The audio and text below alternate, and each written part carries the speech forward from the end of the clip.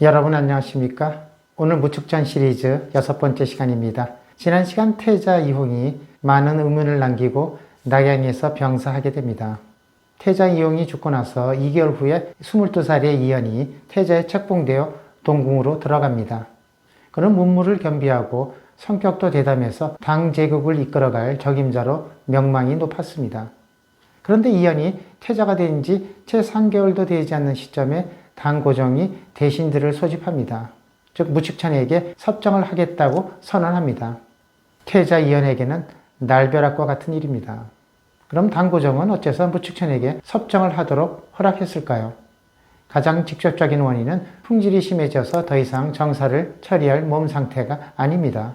그러면 태자 이연에게 황권을 넘겨주지 않은 이유는 무엇일까요? 고종은 아마 이모저모 고민을 많이 했을 겁니다. 그런데 아들이 황제가 되면 자신은 태성왕이 되어 뒷전으로 물러나야 됩니다. 그렇게 되면 만일 병이 다시 호전되더라도 황제로 복귀할 수가 없습니다. 그러나 황후는 부인이고 절대로 황제가 될 수 없으니 차라리 무축천에게 섭정을 하게 하는 것이 유리할 것이라고 판단을 한 것입니다. 게다가 무축천은 뛰어난 판단력과 행정 능력을 겸비하고 있습니다. 참 마누라를 몰라도 너무 모릅니다. 자기 스스로 모가지를 호랑이 굴에 집어넣은 것이나 다름없습니다. 그럼 재상들은 어떻게 생각할까요? 재상들은 황후가 친정을 하는 것은 정사를 어지럽히는 것이 되니 차라리 태자에게 황권을 넘겨줘야 한다고 극력 반대합니다. 고종은 대신들의 반대에 부딪히자 무축천의 섭정 계획을 없던 것으로 합니다. 참 고종 제대로 하는 일이 하나도 없습니다. 그럼 무축천은 어떤 생각을 할까요? 자신이 권력을 쥐기 위해서는 재상이나 태자의 존재가 장애가 될 것이라고 판단할 것입니다.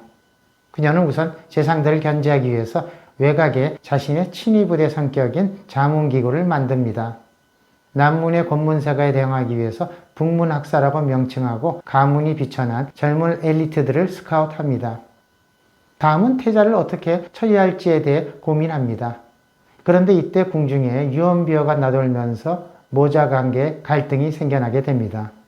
태자 이연이 친아들이 아니라 언니인 한국 부인이 후궁으로 있을 때 고종과 사이에서 낳은 아들이라는 소문입니다. 언니가 후궁에서 총애를 받자 무축천이 언니를 시기해서 독살하고 나서 입장이 난처하니 자신의 아들로 입적한 것으로 보입니다.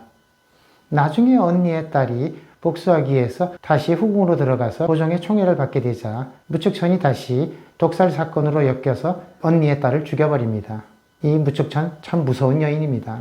태자 이하는 자신이 무축천의 친자가 아닐 수도 있다는 소문이 들리는 데다가 냉랭한 어머니의 태도가 증폭되면서 모자관계가 완전히 틀어지게 됩니다. 이때 모자관계를 파국으로 몰고 가는 사건이 발생합니다. 당고종은 병을 치료하기 위해 옆에 방술사를 두고 있었습니다. 그런데 이 방술사가 태자에 대해 신선의 말을 빌려 태자가 옥렬하고 무능해서 큰 그릇이 될 수 없는 인물이라고 험담을 하고 다닙니다.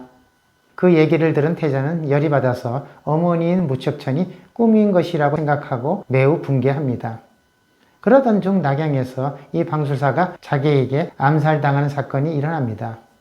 그러자 무축천은 즉시 살인범을 잡기 위한 조사에 들어갑니다. 여러분 그 다음 내용이 아주 재미있습니다. 그때 동궁의 관리로부터 태자 이연이 노비로 있는 동성애 미선영과 연인관계에 있다는 보고가 들어옵니다. 즉 두 사람이 동성연애를 하고 있다는 얘기입니다. 그러자 노비를 잡아다가 취조하니 자신이 방술사를 죽였다고 자백합니다. 아울러 살해독을 찾기 위해서 태자부의 마방을 수색하니 수백 개의 갑옷과 창이 은닉되어 있습니다. 처음에는 치정 사건으로 수사가 시작되었는데 이제 태자의 모반 사건으로 확대됩니다. 무축천이 이 사실을 당고종에게 보고하자 처음에 당고종은 용서를 구하게 되는데 무축천의 태도가 워낙 완강해서 구원에 실패합니다. 이에 마침내 태자 이연은 폐서인이 되어 일반 백성의 신분으로 장안에 구금됩니다. 684년 풍질로 고생하던 고종이 마침내 붕어하게 됩니다. 이제부터 무축천이 어떤 태도를 취하느냐가 중요한 국면이 됩니다. 당고종의 병환이 위중해지자 이미 장안에서 낙양으로 거처를 옮겨 요양하고 있었습니다. 무척천은 당고종 생존 시부터 이미 여러 차례 낙양을 순시하면서 자신의 기반을 닦아놓은 상태입니다. 낙양에 도착하자 신령에게 회복을 기원하기 위해서 숭산에 가서 봉선의식을 행하자고 제안합니다. 그런데 숭산아래 도착하자 당고종은 몸이 지친 상태에서 무리한 나머지 실명을 하게 됩니다. 그러자 최후의 수단으로 당시 장안에 체류하고 있던 로마 제국의 외과의 선교사를 불러 머리에 외과적인 수술을 시행합니다. 고종은 시력이 회복되고 약간 호전을 하는 듯 했으나 더 이상 회복이 불가능하다고 판단합니다. 684년 12월 5일에 개원에서 홍도 원년으로 삼고 전국에 대사면령을 내립니다. 그리고 고종은 장안으로 돌아가고 싶다는 최후의 유언을 남기고 낙양의 정관전에서 세상을 떠나게 됩니다. 이때 향년 56세이고 무축천은 60세, 태자 이철은 28살이 됩니다. 당 고종이 붕어하자 무축천은 대신 앞에서 대제유조라는 문건의 유언장을 공개합니다. 여러분 궁금하시죠? 주요 내용은 다음과 같습니다. 첫째, 황태자는 거상기간에 즉시 황제에 오를 수 있도록 한다. 둘째는 한 왕조의 제례에 따라 신황제는 상복기간을 27일로 제한할 수 있다. 세 번째가 제일 중요합니다. 궁극대사에 있어 중요한 결정사안은 천우의 의견을 들어 결정해야 한다. 신정을 할 수도 있고 제한할 수도 있는 사안이 됩니다. 무축천이 유언장으로 인해 난감해하고 있을 때 고종의 고명 대신인 배엄이 유리한 방안을 내어놓습니다. 신황제가 정식으로 책명을 받기 이전에는 고종의 유조에 따라 천우가 정사를 친정할 권리가 있다고 말해줍니다. 무축천은 재상 배엄의 도움으로 잠시나마 조정의 정사를 처리할 수 있는 권리를 얻게 됩니다. 그러나 이러한 권한은 신황제 이철이 책명을 받을 때까지로 제한됩니다. 태자 이철은 7일이 경과하자 정식으로 황제의 책명을 받게 됩니다. 그러면 무축천이 순수히 점유하던 권력을 내어줄까요? 제갈량보다 더한 책략가입니다. 무축천은 황제가 된 아들 이철을 불러 말합니다. 네가 이제 황제가 되었지만 아직 비통한 마음의 상태로서 20일 더 상기를 지켜야 하니 거상기간 동안 대신 정사를 처리해 주겠다고 말합니다. 황제가 된 이철은 그렇다고 하나도 비통하지 않으니 제가 직접 정사를 챙기겠다고 말하기도 좀 거시기합니다. 에이 20일이 지나면 내 서생인데 뭔 일 있겠어? 라고 방심합니다. 그러나 무축천에게 이제 당하게 됩니다. 무축천은 정권을 행사할 수 있는 기간이 20일 더 연장되었으니 그동안 권력을 공고히 하기 위해서 여러 가지 조치를 강구합니다.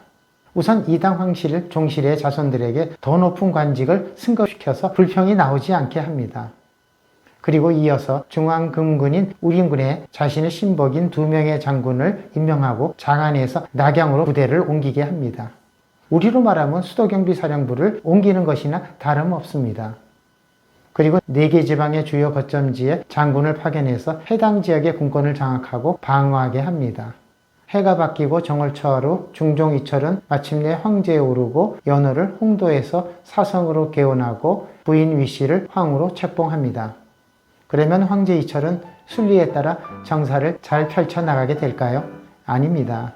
이철은 태자 시절부터 급박한 성격과 황당한 행동을 많이 했는데 황제가 되고 나서 무축천의 계략에 말려들어 황제에서 쫓겨나게 됩니다. 다음 시간엔 중종 이철이 황제에서 쫓겨나게 되고 막내가 다시 황제에 오르지만 바로 유패를 당하게 되고 무축천이 완전히 권력을 장악하는 시대가 오게 됩니다. 다음 시간을 기대해 주시기 바랍니다. 여러분 안녕히 계십시오.